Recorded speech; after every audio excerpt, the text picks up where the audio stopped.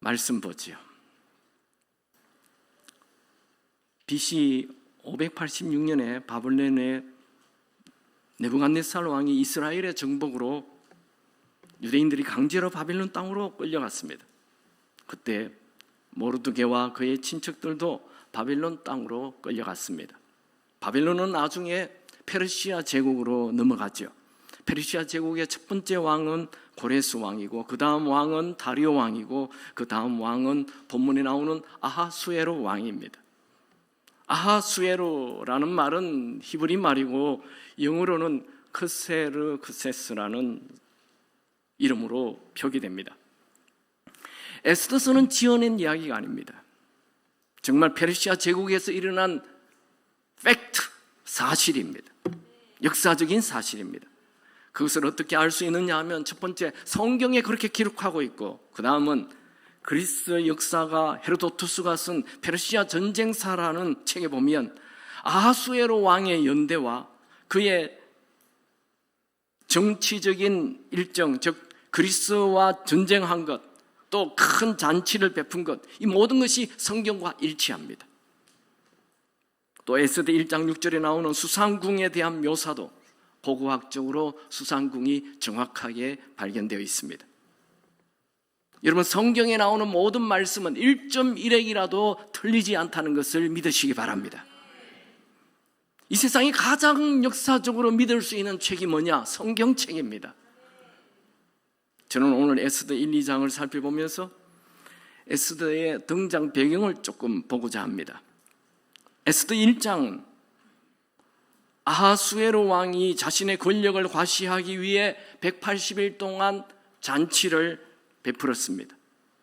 그는 그 잔치가 끝날 즈음에 신하 7명을 불러 자기 부인 와스디를 불러오라 말하입니다. 그때 교만하고 자기 주장이 강한 와스디는 왕의 초청에 거절하였습니다. 여러 신하들 앞에서 왕의 체면이 손상되자 왕은 주위에 있는 신하들에게 어떻게 하면 좋겠느냐 물었습니다.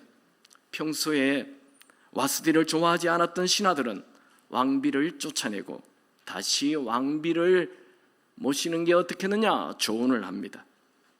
이 일로 왕비 와스디는 폐위되고 에스더가 왕비로 등장하죠. 이 일은 우연이 아니고 하나님의 숨겨져 있는 섭리입니다.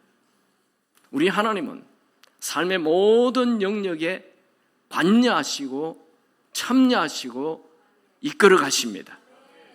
에스더의 주제는 하나님은 보이시지 않지만 늘 우리 믿는 자를 도우시고 승리하게 하신다는 것입니다.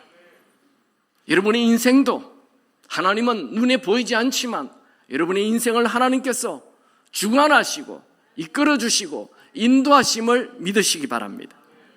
하나님은 페르시아 왕궁에 일찍 에스더를 넣어두어서 유대인들이 모두 죽기 직전에 에스더를 통해 유대인들을 모두 살려냅니다. 이런 것을 하나님의 섭리라고 말합니다. 섭리는 미리 본다, 이런 뜻입니다. 하나님은 세상의 모든 것을 미리 보고 계십니다. 인간은 1초 후의 일도 모릅니다. 그러나 하나님은 모든 것을 안다는 것을 믿고 우리는 살아야 합니다. 아하수에로 왕은 자신의 왕비 와스디를 폐위시키고 그리스도와 큰 전쟁에 참여합니다. 그가 그리스 정복을 하려고 갔다가 참패를 당합니다. 왕은 지칠 대로 지쳐 수상궁으로 돌아옵니다. 에스더 1장과 2장 사이에 큰 전쟁이 있었음이 생략되어 있습니다. 이 왕은 왕궁으로 돌아와서 자신의 지친 마음을 달래줄 부인이 필요했습니다. 신하들이 왕의 마음을 알고 왕비를 세우고자 하여 전국에 있는 여인들을, 아름다운 여인들을 모았습니다. 헤로도투스라는 책에 보면 이때 모인 여자들이 400명에서 500명 정도 된다 기록되어 있습니다. 저는 오늘 본문에 숨겨진 하나님의 은혜를 살펴보기 원합니다. 오늘 제목은 숨겨진 하나님의 은혜입니다. 첫 번째로, 하나님은 보이지 않지만 우리 주변에서 일하고 계십니다. 본문 에스더 2장 5절에서 7절 다 같이 읽겠습니다. 시작. 도성 수산에 있는 한 유대인이 있으니 이름은 모르드게라. 그는 베냐민 자손이니 기소의 정손이요 시므oni의 손자요 야일의 아들이라. 전에 바벨론 왕 느부갓네살이 예루살렘에서 유다 왕 여고니아 백성을 사로잡아 갈 때에 모르드게도 함께 사로잡혔더라. 그의 삼촌의 딸 하다사 곧 에스더는 부모가 없었으나 용모가 곱고 아리따운 처녀라. 그의 부모가 죽은 후에 모르드게가 자기 딸같이 양육하더라. 에스더 1장은 서론에 해당되고 2장부터 에스더의 본론이 시작이 됩니다. 에스더는 모르드게의 양녀입니다. 사촌의 딸입니다. 에스더라는 말은 페르시아로 별이라는 뜻입니다. 별. 히브리 말로는 하다사. 하다사는 음매화로 번역이 됩니다. 에스더는 자신이 할아버지 때에 온 가족이 포로로 바벨론 포로로 잡혀갔습니다. 에스더의 부모는 에스더가 아직 어릴 때 죽었습니다. 에스더는 어린 나이에 부모가 죽고 사촌인 모르드게 집에서 자랐습니다. 그녀는 남들이 느끼는 행복이라는 단어를 별로 느끼지 못합니다. 타국의 노예로 태어나서 일찍 부모가 죽고 사촌 집에 붙어 살았습니다. 물론 모르드게가 에스더를 딸처럼 키워주긴 하지만 어디 친부모와 같겠습니까? 에스더는 나라가 없습니다. 부모도 없습니다. 너무나 평범한 노예로 살아가고 있습니다. 그녀는 나라를 잃고 노예로 사는 삶이 고달팠을 것입니다. 그러나 에스더는 삶을 절망하지 않습니다. 그녀는 언제나 보이지 않는 하나님을 믿고 살아갑니다. 에스더 전체에 흐르는 메시지는 하나님은 지금 어렵고 힘들고 눈물이 흐른다 하더라도 그 눈물이 변하여 기쁨이 되는 날이 온다는 것을 말하고 있습니다.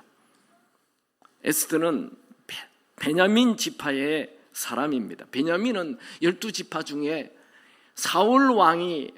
초대왕 사울 왕이 나오는 왕족입니다. 왕족 지파입니다. 그러나 환경은 나라를 잃고 노예로 전혀 소망 없는 삶을 지금 에스더가 살고 있습니다. 에스더는 어린 나이에 부모를 잃고 슬픔에 빠져 감수성이 예민한 10대 시절을 보내야 했습니다.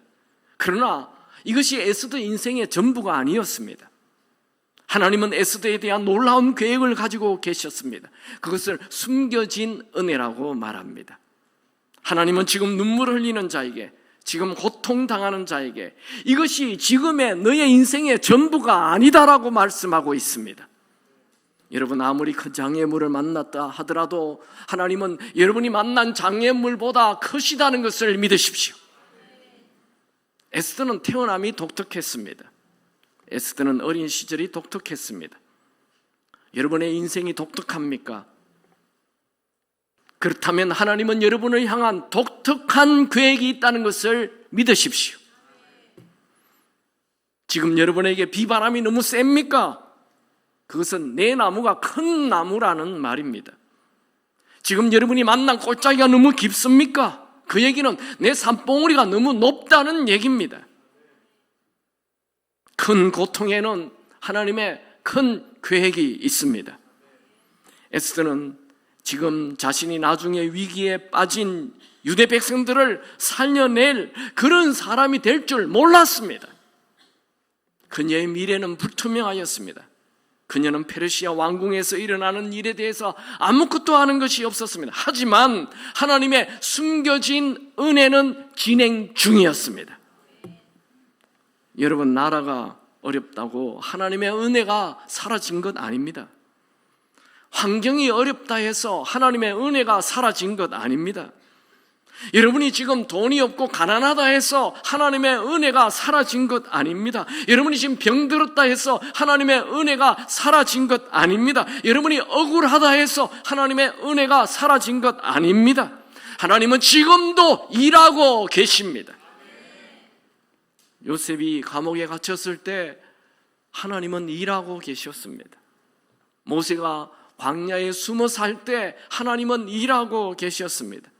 이스라엘 백성들이 출애굽하여 앞에 홍해가 가로막혀 있을 때 뒤에 애국 군인들이 추격할 때 하나님은 일하고 계셨습니다. 여러분, 지금의 여러분의 삶이 고됩니까? 좀 어렵습니까? 힘이 듭니까? 네, 낙심하지 마십시오. 하나님은 여러분의 인생에 대하여 일하고 계십니다. 부모가 없다 해도 하나님은 일하고 계십니다. 환경이 어려워도 환경 탓하지 마시고 환경 뒤에 계시는 하나님을 바라보시기 바랍니다. 하나님은 우리 주변에서 일하고 계십니다. 두 번째, 하나님은 은혜를 기대하는 사람에게 일하십니다. 8절, 9절 다 같이 한번 읽어볼까요? 다 같이 읽습니다. 시작.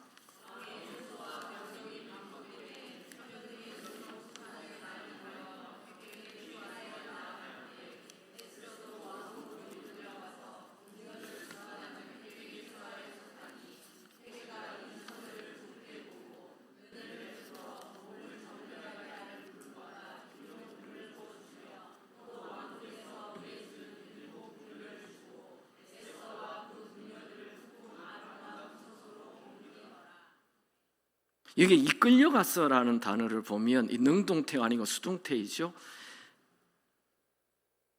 왕궁으로 이끌려갔다, 에스더가. 에스더는 왕비가 될 마음이 없었습니다. 그런데 모르드게가 명령합니다. 지금 왕비 모집에 너 가라고. 그래서 왕궁에 이끌려가는 거예요. 그냥 에스더는 순종해요. 그때 이 전국에 모인 여자 수가 400에서 500명이나 되는데 이 수많은 여자들 중에 그 왕비 될 사람을 뽑는 몇몇 사람만 딱 뽑는데 그 뽑는 이 신하 헤게라는 사람이 그냥 에스더를 뽑았어요. 이 에스더를 보고 왕비의 후궁의 자리에 오르게 합니다. 이건 에스더의 노력이 아닙니다. 어떤 분들은 에스더가 굉장히 이뻤나 보다 그렇게 생각합니다. 여러분, 이쁜 사람들 100명 모아놓으면요 그 얼굴이 그 얼굴입니다. 알 수 없습니다. 다 이쁜 사람만 모아놓으면 안 보입니다. 근데 에스더는 지금 신분이 천하잖아요. 노예잖아요. 막노동을 하는 사람입니다. 누가 이뻐 보입니까? 벌써 몇 달 전부터 왕비를 뽑는다는 얘기를 듣고 계속 이 피부팩을 하고 준비해온 그 부잣집 딸들이 이뻐 보이겠습니까? 아니면 그냥 노동 일하다가 갑자기 그 모르드게가 너 가라 해서 그냥 뛰어나온 이 얼굴이 새까맣게 타인 노동 일을 했고 손도 거친 이 에스더가 이뻐 보이겠습니까? 누가 봐도 에스더는 그 수많은 여인들 중에 이렇게 탁월한 미모를 가진 사람이 아닙니다. 그런데 에스더를 뽑아요. 이런 것을 은혜라고 말합니다. 하나님의 은혜는 모든 것이 무너져도 하나님의 은혜는 있습니다. 이 에스더의 마음 안에는 평안이 있었고 기쁨이 있었고 웃음이 있었고 여유로움이 있고 따뜻함이 있었습니다. 왜요? 하나님을 믿기 때문에. 그래서 환경이 어려워도 별로 불안해하지 않아요. 에스더는 왕비가 될 조건이 갖춰져 있지 않습니다. 출신 성분이 좋지 않아요. 노예입니다. 왕후가 되는데 치명적인 신분이죠. 또 부모도 없습니다. 또 왕궁에 그를 돕는 자도 없습니다. 에스더는 이 왕궁의 페르시아의 상류 사회의 문화에 대하여 아는 것도 없습니다. 그러나 에스더는 누구보다도 마음에 평안이 있었고 미수가 있었어요. 기대가 있었어요. 여러분이 지금 굉장히 힘들고 어려워도 하나님이 내 주변에서 일하신다는 것을 믿고 평안과 내일을 향한 기대가 있기 바랍니다. 여러분 아침에 일어나면 제일 먼저 불안을 초대하지 마시고 하나님께서 내 인생에 일하실 것 기대를 하시기 바랍니다. 엘리야는 어느 날 하나님께서 아합 왕에게 가서 이 비가 오지 않을 것을 얘기하라. 참 대단합니다. 누가 왕 앞에 가서 그런 안 좋은 말을 할 수 있겠습니까? 그런데도 하나님 말씀이니까 담대히 가서 전합니다. 그런 말을 하면 죽입니다. 그런데 그는 담대히 전했습니다. 그리고 엘리야가 간 이후에 정말 비가 오지 않아요. 3년 반 동안 비가 오지 않아요. 그래서 아합 왕이 볼 때는 이 엘리야 때문에 비가 오지 않는 거예요. 그놈이 나타난 날부터 비가 오지 않잖아요. 그런데 3년 만에 턱 나타납니다. 나타나서 뭐라고 얘기하죠? 이제 비가 올 것이라고 얘기합니다. 이야, 왕을 두려워하지 않아요. 그는 하나님 말씀 그대로 전합니다. 비가 올 걸 말합니다. 비가 올 걸 기대합니다. 지금 비 한 방울도 오지 않는데 3년 반 동안 비가 안 왔는데 비가 올 것입니다. 그냥 조금 비가 아니라 장대 비가, 큰 비가 올 것입니다 라고 얘기하죠. 믿음의 사람은 하나님 말씀 따라 움직이는 것이고 하나님의 말씀을 늘 기대하는 사람입니다. 여러분들도 상황이 아무리 어렵고 이렇게 3년 반 동안 비가 오지 않는 것 같은 가뭄이 있다 하더라도 흉년이 있다 하더라도 하나님이 비를 내리실 것을 기대하시기 바랍니다. 하나님은 기대하는 자에게 은혜 베풀어 주십니다. 불평하고 원망하고 절망하는 자에게 하나님은 일하지 않습니다. 기대가 믿음이거든요. 믿음이 있는 곳에 하나님이 역사하십니다. 여러분 지금 여러분의 상황이 좋지 않아도 하나님의 선하심을 믿고 하나님의 은혜를 기대하는 믿음이 있기 바랍니다. 생각지 않는 은혜가 임하게 될 것입니다. 생각지 않는 사람을 만나게 될 것입니다. 생각지 않았던 지혜가 들어오게 될 것입니다. 모세는 출애굽에서 홍해 앞에 홍해를 만나잖아요. 참 큰 문제입니다. 또 뒤에 애국 군인들이 오잖아요. 이거 큰 문제입니다. 그때 이스라엘 백성들이 전부 다 불평하고 하나님 원망하고 모세 원망하잖아요. 근데 모세 혼자만 무슨 말을 합니까? 우리 잘 아는 출애굽기 14장 14절, 외우기도 좋은 출애굽기 14장 14절 다 같이 한번 읽어볼까요? 시작. 여호와께서 너희를 위하여 싸우시리니 너희는 가만히 있을지니라. 아멘입니까? 이게 우리에게 필요한 것입니다. 이게 우리가 가져야 할 마음입니다. 지금 상황이 아무리 좋지 않고 앞뒤 다 막혀도 하나님이 싸우시는 것을 기대하십시오. 누구에게 하나님의 은혜를 부어준다고요? 기대하는 자에게, 믿음 가지는 자에게. 이 성경은 다 똑같습니다. 내 믿음대로 되라. 너 믿음대로 될지어다. 예수님은 믿음 가질 때 역사하지 기도 많이 했다고 역사하는 게 아니고 믿음을 가질 때 역사한다고요. 믿음을 가지시기 바랍니다. 우리나라 지금 어렵죠? 그러나 기대하십시오. 하나님이 일하실 것입니다. 지금 하나님이 일하고 계십니다. 우리는 몰라요. 그러나 하나님은 일하고 계십니다. 절망하지 마시고 기대하십시오. 하나님이 갑자기 일하실 것입니다. 하나님이 일하십니다. 이 모세가 그 믿음을 보일 때 홍해 길이 나죠. 아니 홍해가 길이 날 걸 모세 알았나요? 애국 군인들이 물에 다 잠겨 죽을 것을 모세가 알았나요? 아니요, 몰랐어요. 그러나 하나님이 우리를 싸우신다 기대한 것입니다. 우리에게도 이런 믿음이 필요합니다. 하나님의 놀라운 은혜는 갑자기 나타납니다. 숨겨져 있습니다. 그때 그 은혜가 나타나기까지 우리는 계속 믿음을 포기하지 말고 계속 끝까지 기대해야 하는 것입니다. 한 자매님이 사고가 나서 의료보험 혜택 없이 응급수술을 받았습니다. 결국 병원에서 27,000달러, 약 3천만 원의 빚을 지게 되었습니다. 그녀는 그 빚을 갚기 위해서 조금씩 돈이 생기는 대로 갚아나갔습니다. 남편 없이 홀로 가정을 꾸려가면서 빚을 갚아가는 것은 정말 힘들었습니다. 하지만 그녀는 좌절하지 않았습니다. 그녀는 인생은 괴롭다는 둥, 병원의 처사가 너무 가혹하다는 둥, 나에게 이 사회적 약자를 왜 도와주지 않는다는 둥 불평하며 시간을 허비하지 않았습니다. 오히려 믿음을 가지고 기대를 품고 끊임없이 하나님의 은혜를 선포하고 매일 하나님께 매달렸습니다. 그녀는 하나님의 선하심과 인자하심을 믿었습니다. 크리스마스 직전에 그녀는 편지 한 통을 받았습니다. 병원에서 온 그 편지에는 놀라운 내용이 들어있었습니다. 매년 저희 병원은 몇 가정을 뽑아서 행운을 주고 있습니다. 금년에는 기아가 행운의 주인공입니다.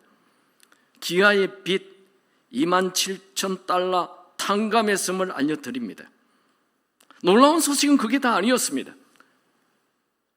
그동안 그녀가 갚았던 몇천 달러까지 되돌려드립니다. 이렇게 써져 있었습니다. 하나님의 은혜는 누구에게 일어납니까? 끝까지 믿음을 가지고 기대하는 자에게 일어납니다.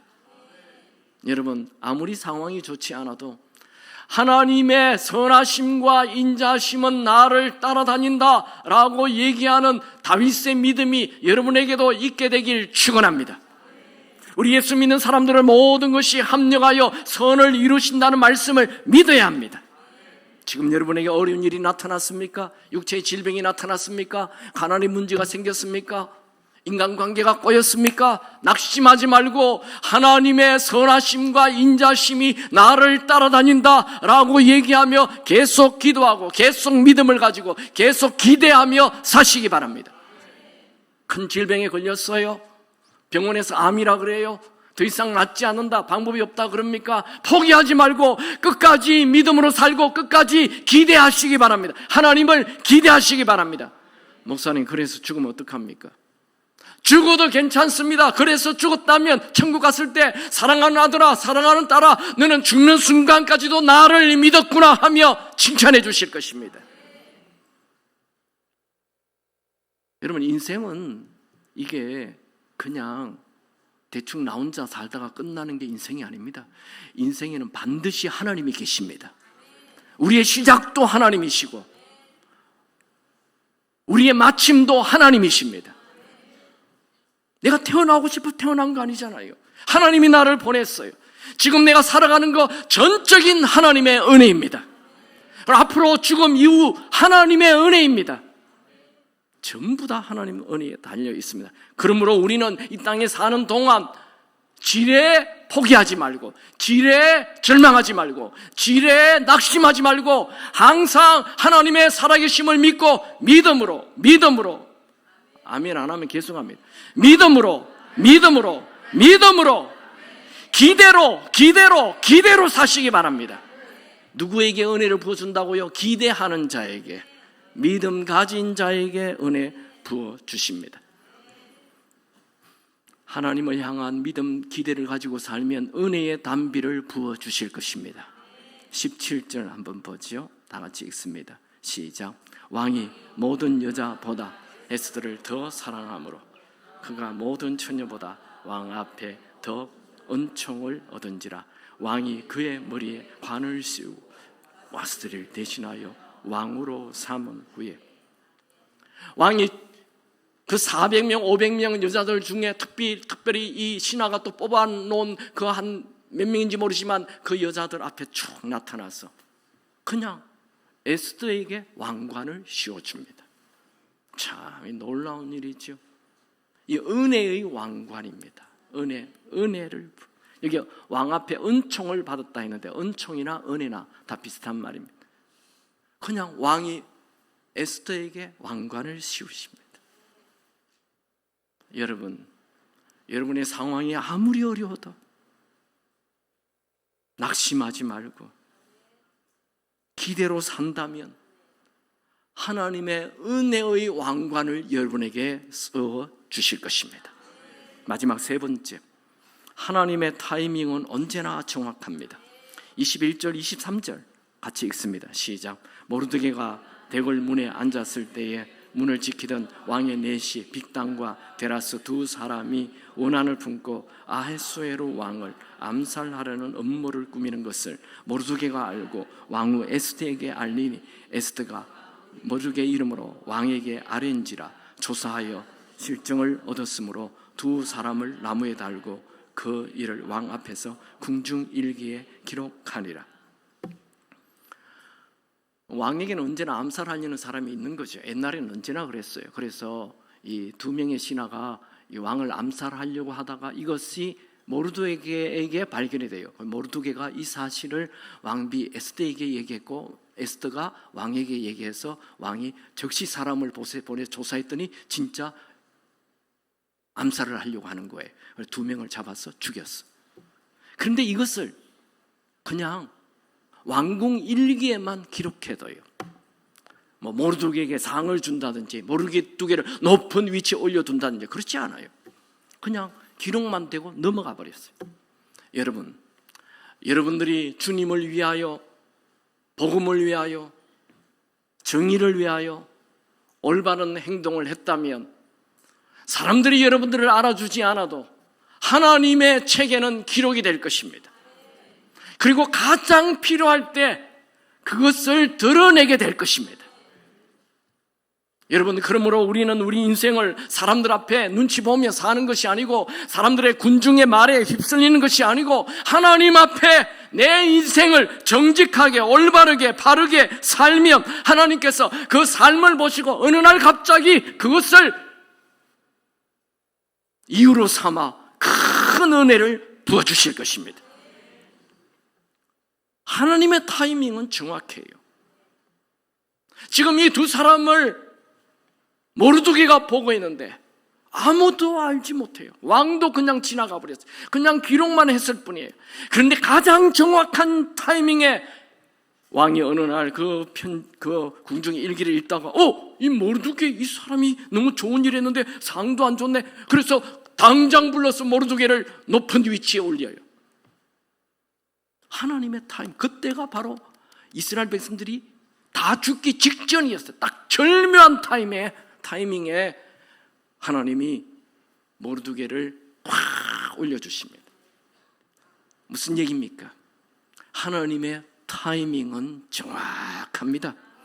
지금 여러분이 억울하십니까? 지금 여러분이 힘이 듭니까? 지금 여러분들이 좋은 일을 했는데 아무도 몰라줍니까? 괜찮습니다. 하나님의 타이밍이 있습니다. 요셉 인생 한번 보십시오. 요셉이 억울하게 형들에게 체포돼가지고 그냥 사막에 있는 돌 우물 속에 던져졌잖아요. 그래서 형제들끼리 옥신각신 싸우다가 뭘 죽일 필요까지 있냐 하면서 끄집어냈어요. 요셉을 끄집어내자마자 누가 나타나요? 애굽으로 가는 상인들이 나타나는 거예요. 절묘한 타이밍입니다. 그래서 그러면 저 팔아버리자. 그래서 애굽으로 가게 되는 거예요. 하나님은 이미 애굽 상인들을 다 요셉 앞으로 가도록 타이밍, 너무 절묘한 타이밍. 그래서 애굽에 노예로 팔려갔는데 그것도 그 애굽에 있는 높은 사람들, 관직에 있는 사람들, 부자들, 노예 시장에 와서 수많은 노예들을 골라가는데, 사가는데 하필 보디발이라는 시위 대장이 요셉을 탁 삽니다. 참 절묘합니다. 그 노예가 천진데 딱 요셉 앞에서 멈춰요. 이 보디발이 지금 같으면 경호실장이죠. 탁 요셉을 자기 집에 갖다 놓습니다.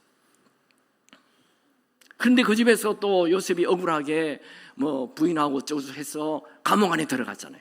근데 이 보디발 집에는 감옥이 여러 종류의 감옥이 있습니다.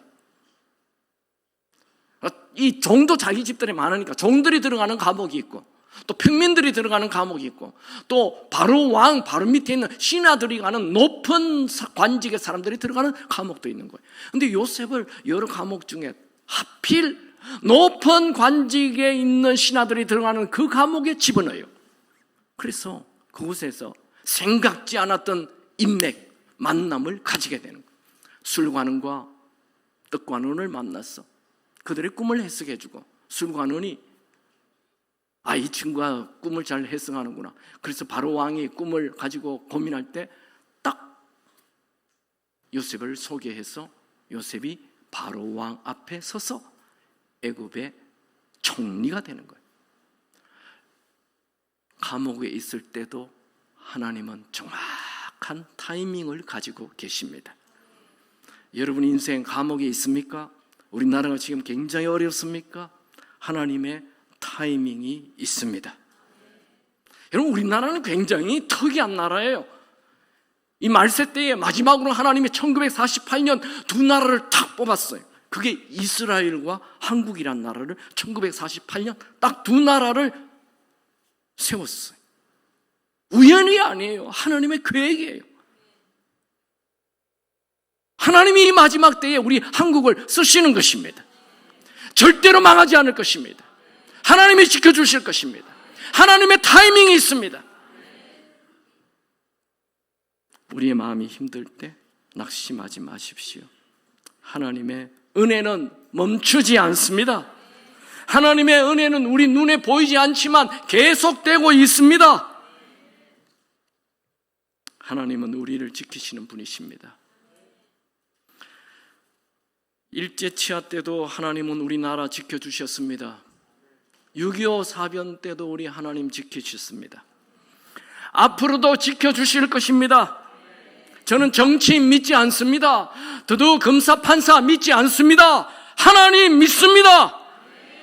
하나님이 책임지십니다. 나라가 어려울수록 하나님을 붙잡으시기 바랍니다. 우리 원래 말씀 구절 같이 한번 읽어볼까요? 다 같이 읽습니다. 시작. 여호와는 내게 복을 주시고 너를 지키시기를 원하며 여호와는 그의 얼굴을 내게 비추사 은혜 베푸시기를 원하며 여호와는 그 얼굴을 내게로 향하여 드사 평강 주시기를 원하노라 할지니라 하라. 하나님은 우리를 지키십니다. 이 제사장의 축복을 믿으시기 바랍니다. 이 제사장의 축복은 그것을 마음에 품고 믿고 가는 사람에게 나타납니다. 하나님은 우리를 지키십니다. 하나님은 여러분의 가정을 지키실 것입니다. 하나님은 우리 한국을 지키실 것입니다. 하나님은 우리 한국에 은혜 베풀어 주실 것입니다. 과거에 은혜 베풀어 주셨고 앞으로도 은혜 베풀어 주실 것입니다. 하나님은 우리에게 평강 주실 것입니다.